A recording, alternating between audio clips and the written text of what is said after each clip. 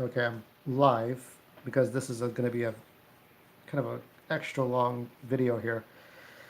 I'm just going to go over the first pages of each chapter because I published with Author House back in 2011. This is my November 2011 book. It wasn't a sequel to the Outcasters Drake in 2007, but it was a companion piece. This was like one of my universes that I created.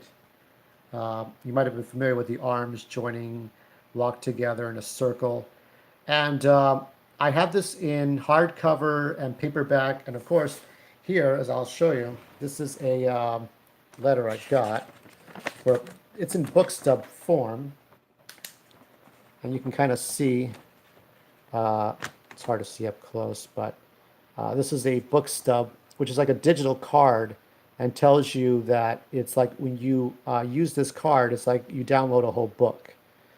And so it's all about ebooks and book stubs. This was like, I have the only book stub ever. And hardcovers and paperbacks you can find on Amazon, Barnes& and Noble, etc., wherever you can find it. Just ask Author House. They could probably, Author House would probably still provide hardcovers and paperbacks. But it's in Kindle edition, so I go to the description and I will provide the Kindle edition link to Amazon. This was a hard. This is the front cover, by the way. This was hard work. I wanted to show 5 arms in a circle. I showed this last week, but I'm showing it this week to present you the story. So we're going to go ahead and do that. Um, Let me see what else I have here. By the way, this is the spine to the book, what you see on the spine plus the author name.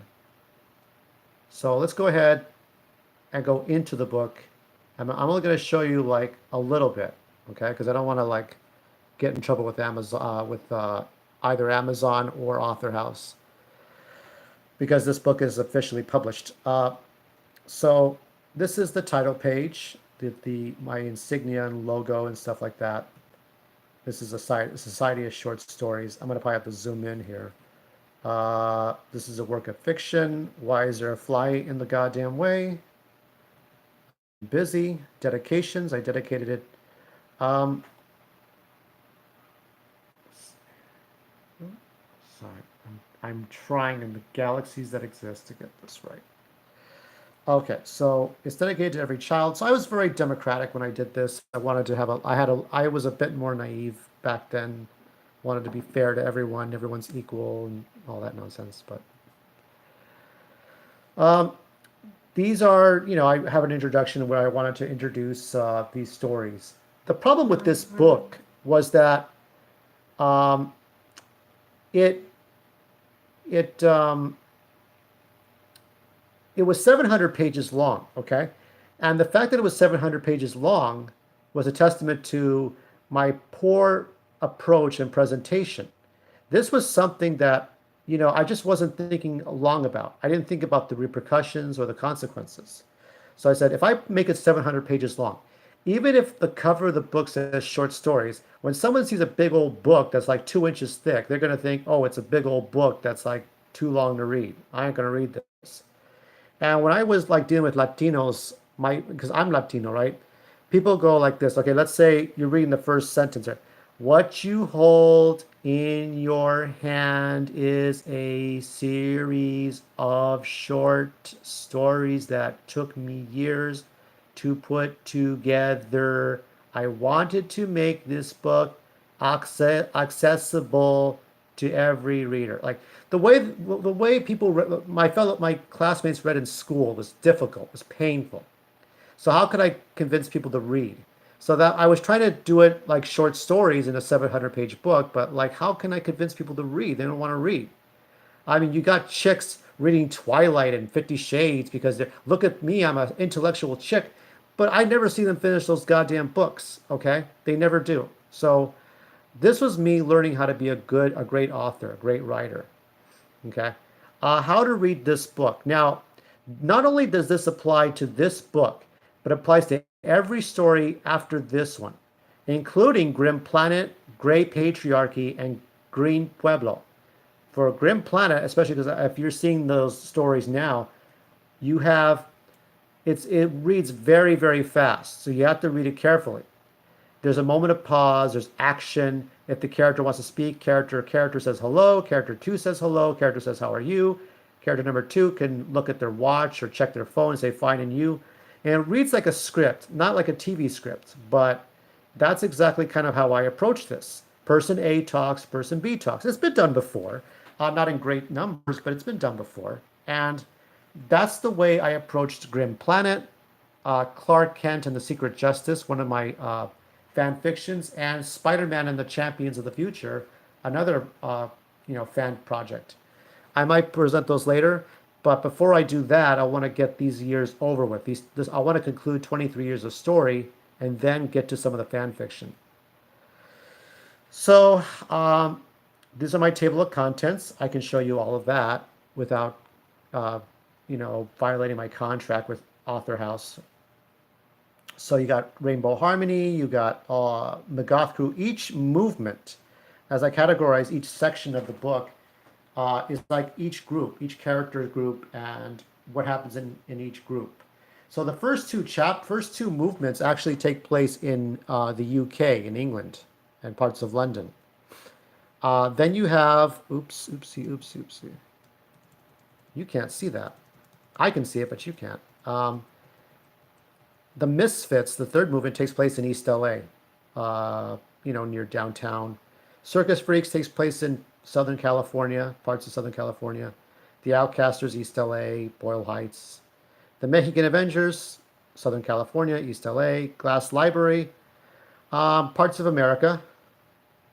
And there were going to be more stories. And I will show you the sequel that I was going to publish with that one, but I just didn't make any money on these books. I didn't. This is the first movement, and I'm just going to show you the first page of each chapter. Okay, that's the best I'm going to do for you. So actually, I'll just show you the first paragraph just to kind of be safe than sorry.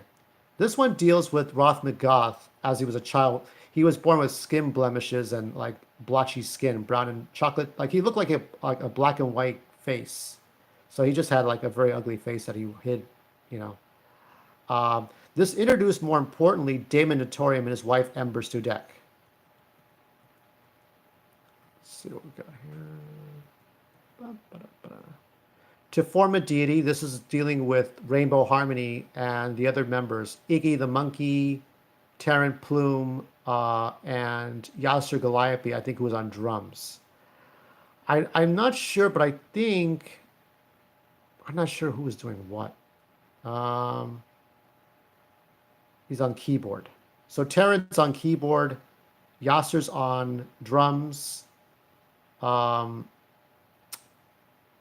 uses the tambourine, Ember sings, and Damon uses guitar.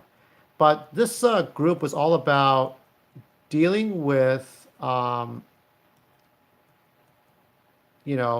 politics, the 1970s politics in England. And so their philosophy was, for Rainbow Harmony, they wanted to change the world by being as liberal as possible, doing drugs, having guns whenever, just no rules. A very extremist, but not being terrorists necessarily, but just like having the liberties to do whatever you want, having orgies, having some cults, doing some weird shit. But it didn't. They were going to plan a robbery, and that didn't work out for them. So Damon ended up killing himself in front of the police. So it ends up being a cautionary tale, one of sadness, one of regret, sorrow. I'm trying to go fast forward here. And this is the second movement, the McGoth Crew. This deals with Roth McGoth as an adult, his wife Vassila, and some of the characters he meets that are based upon the how do I say this? The sort of a parody of Ronald McDonald and his friends, the Fry Guys, Grimace, Birdie. You have to kind of watch those old commercials to know, because they don't do that anymore. But It's just a lot of weird dialogue. The way I wrote my dialogue was that you could tell who was speaking. The dialect, the grammar, the slang, whether it's in Spanish or Japanese, you could tell who was talking to who or who was talking about what. Family food. So I'm just flipping to this. I imagine I'm not going to get any views. Imagine I'm not going to get any goddamn views for this stuff. It's like, what can I do, man? It's tough. It sucks, but it happens. House of Cards. I changed the font for different movements, different people, different characters. That's what I got here.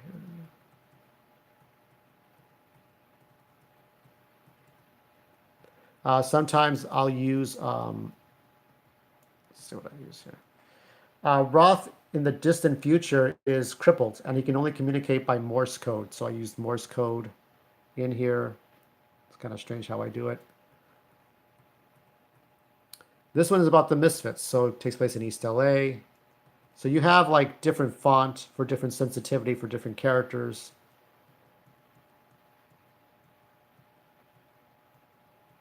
It's not easy doing this stuff. Jerry appears, but the whole story is from Drake's point of view and Missy's point of view. And you see Drake's friends and all this cute stuff. So, I mean, I was a little nicer back then, but I'm not so nice a guy anymore. That's what happens when you fuck with people for too long. They get mean and cynical, and they just want to find a solution for themselves. You gotta treat people nicer. You gotta treat people better. The Firefly and the Wasp. This is where Missy Valencio meets Rosemary. Rosemary. You start to see the Outcasters. The Outcasters are the main characters who become the Council of East LA to try to fix things around them. This is when I was nicer to the people around me in my area, but now not so much. When you get older, more mature, your hair gets grayer. It's like whatever. Together in the Rain.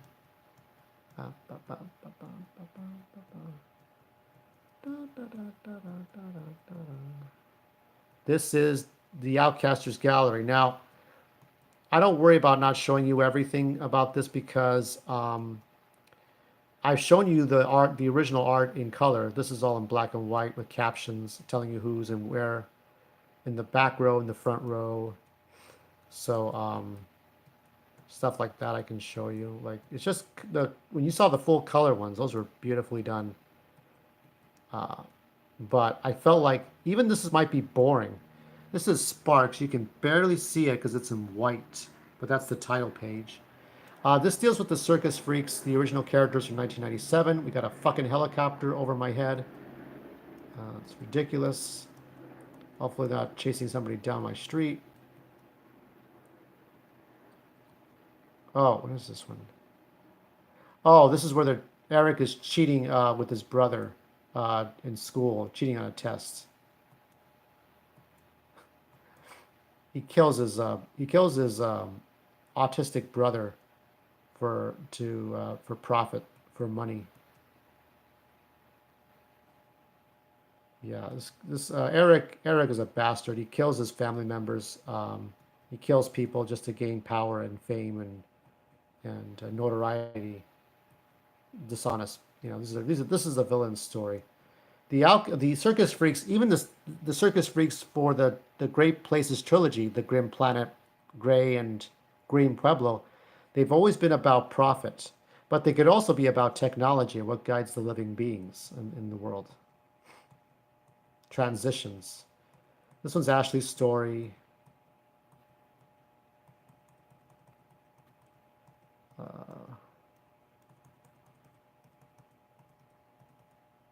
Ashley uses her sexuality to gain the favor of men, to get what she wants, even if it means killing her father or killing her lover. 14 minutes in. How am I doing? I don't know. Don't care. Bestucci. There's a dog in this character, Bestucci. This is the one, a dog that Moses uses in the story. Bestucci was a mop-looking dog that my grandmother had. And Zapata is named after General Zapata, who would die on his feet. Let's see what else I got here. So there's a funny way I told this story. Three of Allegiance. That's when the circus freaks come together. Ashley, Moses, and Eric come together.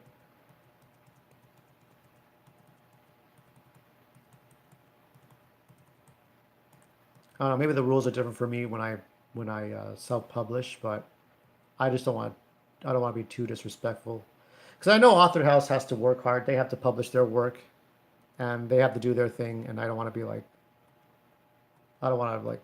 But besides that, this book itself, I mean, as great as it was as an improvement, because if you look at this, look at the way I write this story, right, and compare that to the Outcasters Drake from 2007, and you'll see a big difference. I was very sloppy in writing back in the 90s. I tried to write a Star Trek story and it was all bullshit because I didn't know how to write.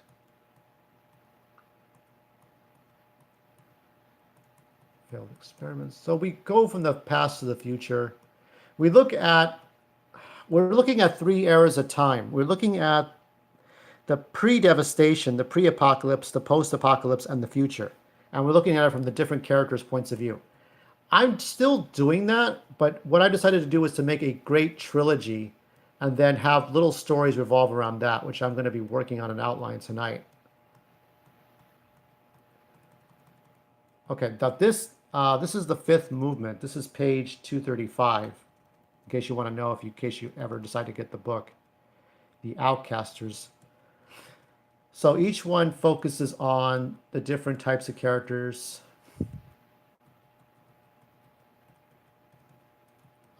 This is the intellect. Let me see if I know my Japanese. Sumimasen. Daijoubu desu. I think it says Bengo te kudasai.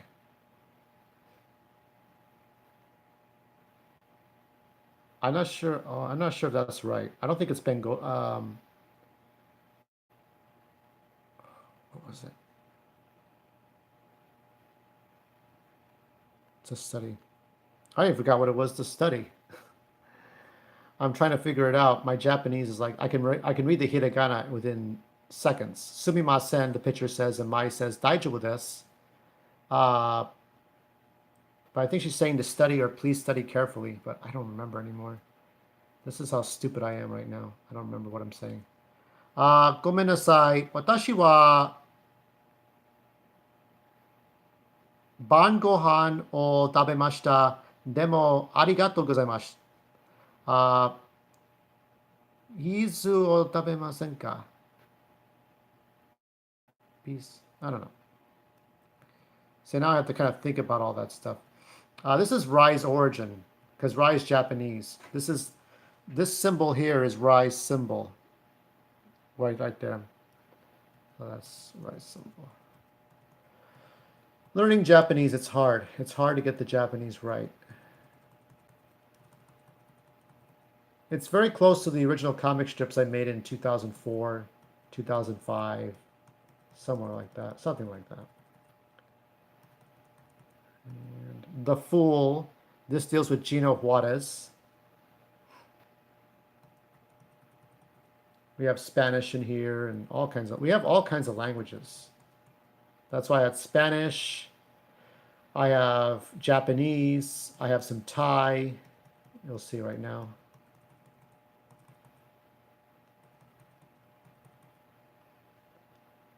Whatever I don't show you, I'm going to just show you 30 minutes of work here. And whatever I don't show you, it's, whatever.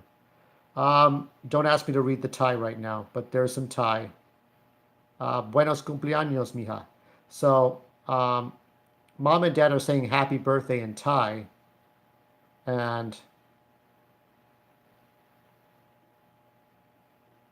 I think she's saying thank you in Thai, but I don't remember now. I do not know. Rosemary speaks Spanish. Rosemary is half Mexican and half Thai in all the continuities and all the universes, including Grey Patriarchy. She speaks Spanish and Thai. And she'll be very important to Jerry after Grim Planet.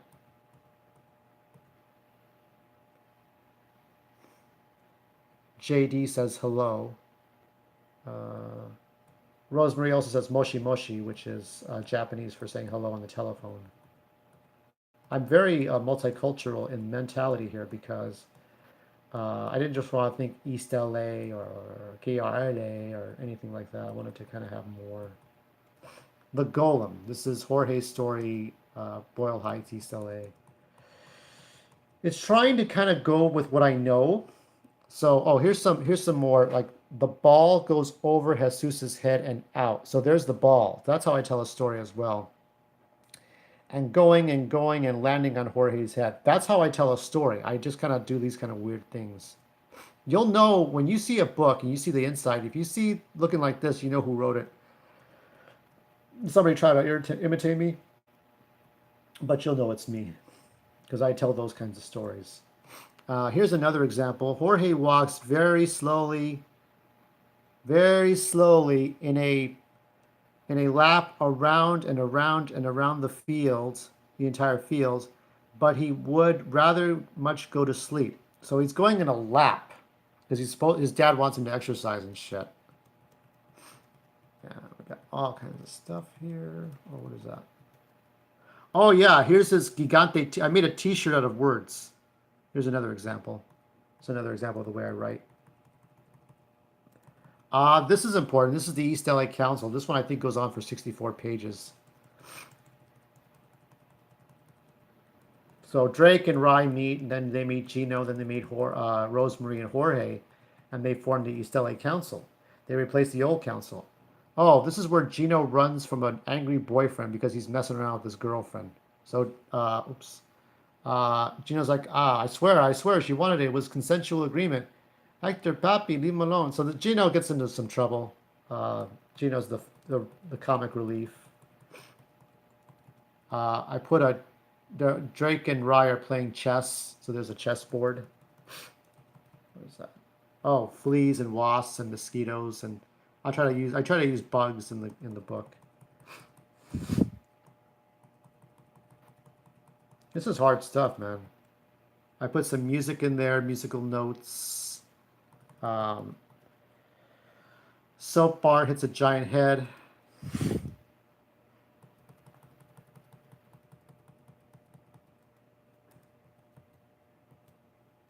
More exclamations like a giant fart. Here I use sign language. I also use American Sign Language on top of the Japanese and Spanish. Here's Oyeya and Kamau, who you might remember I told you before, and there's Jorge, and they're meeting in a giant ring. It's a wrestling ring from the top down point of view.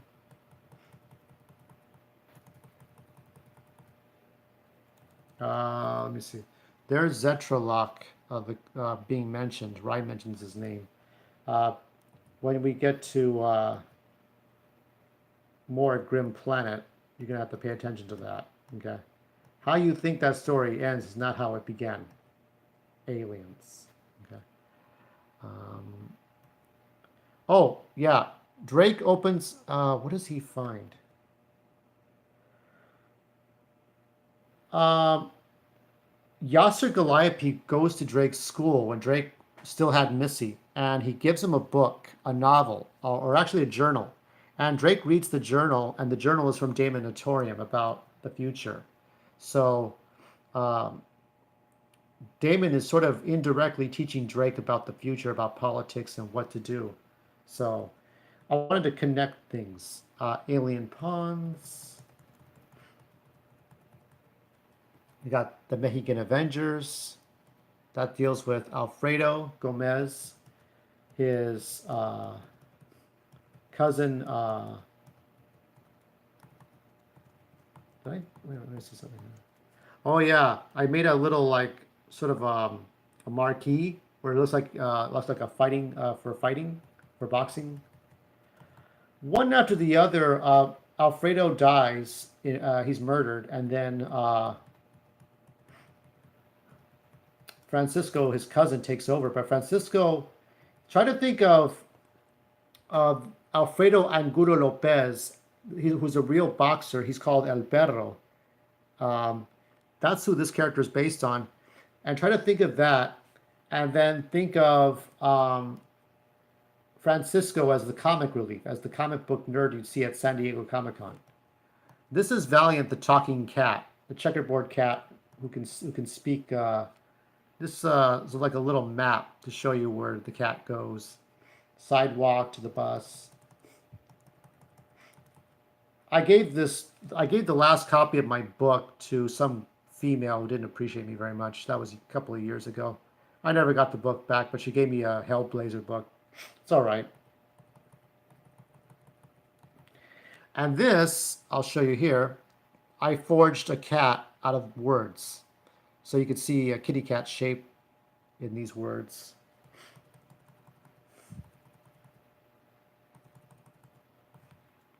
You got all kinds of, I think this is introducing Freakenstein.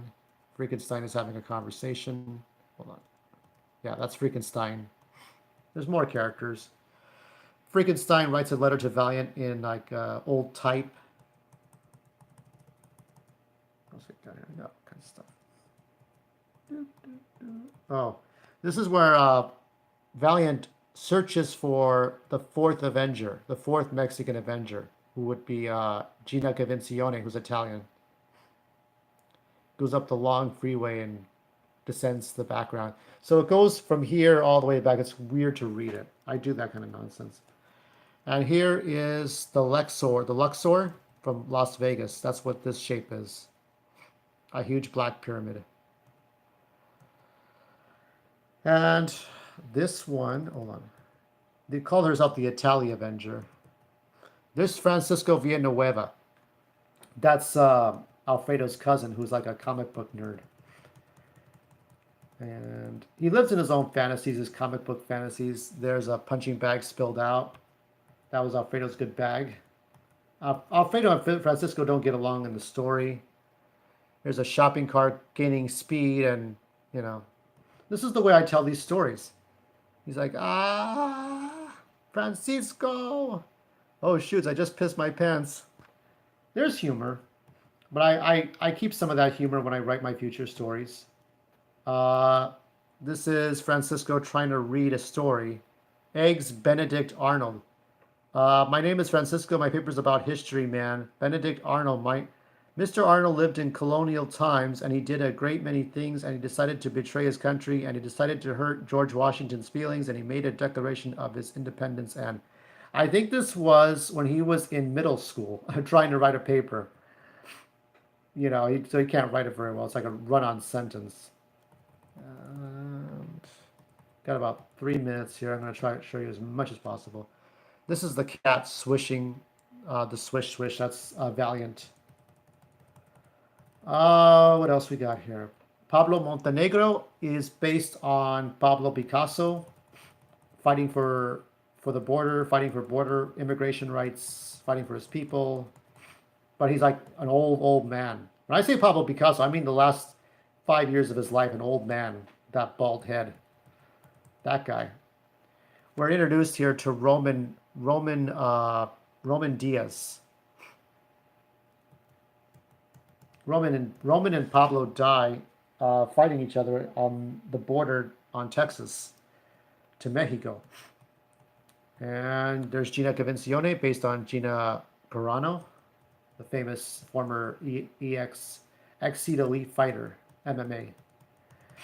And let me skip ahead. We got you'll have to get the book to really understand what all that means.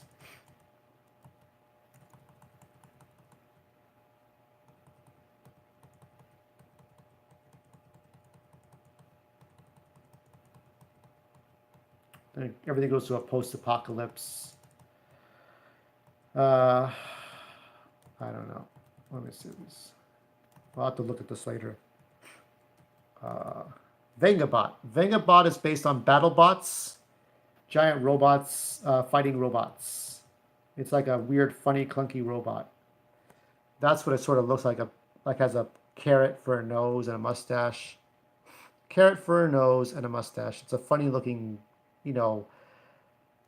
I say it's the size of a giant ball you would bounce on, like a giant medicine ball you would bounce on. This is the glass library. And let me go ahead and hold on. Hold on. Let me control end here. Okay. So this is Jalila is Roman's sister, and so she dies at the hands of Gina Convencione in a post-apocalypse world. This is an afterword where I talk to you, the fans, and that's it. Uh, this is the cover. This is my art here. This is the final backing. So you can see all the group circles. This is a tough read, and I'm okay with it, but I didn't like it as I'm like every artist is never going to be happy with what they write. They're always going to have problems. I'm not worried about not showing you everything because, again, this is available as a Kindle edition. You can get, if you have a Kindle, at least you can download. I have the only book stub. Okay, this thing here. This is the only book stub I have. So, um, if you want it on Kindle, if you want a hardcover, if you want a paperback, I think paperback and hardcover you can only get at Author House now. I don't think Amazon ships it out anymore, but you can also get the Kindle edition at Amazon. So that's it. So tomorrow, well, after I do this, I got to work on Gorgeous Pendeja, which takes place between the events of Grim Planet and Gray Patriarchy. It's about Ashley. And tomorrow I will show you the rest of my art for 2011, and then we'll go to 2012, and we'll just keep on going until we get to 2018. And then I may show you my fan fiction. Be kind, be cruel, be you, and let's get some good fall weather.